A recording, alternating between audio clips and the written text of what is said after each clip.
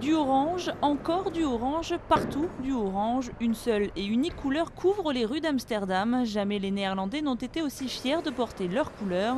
C'est la troisième fois dans l'histoire du football que leur équipe nationale atteint la finale d'une Coupe du Monde.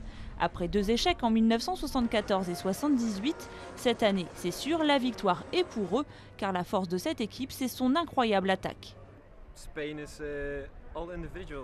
L'Espagne, ce ne sont que des joueurs individuels. Nous, on a prouvé qu'on était une équipe avec la qualité de jeu de Van Persie, Arjen Robben et Wesley Sneijder.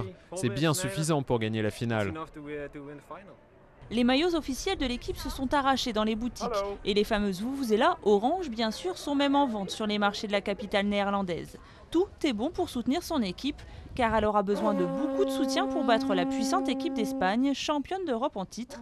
Certains supporters sont conscients du défi, mais y croient toujours.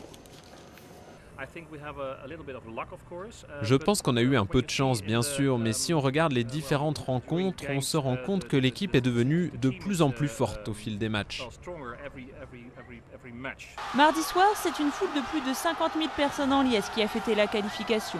Nul doute qu'ils seront encore plus nombreux dimanche sur l'esplanade du Rijksmuseum, où est installé le plus grand écran géant mobile d'Europe.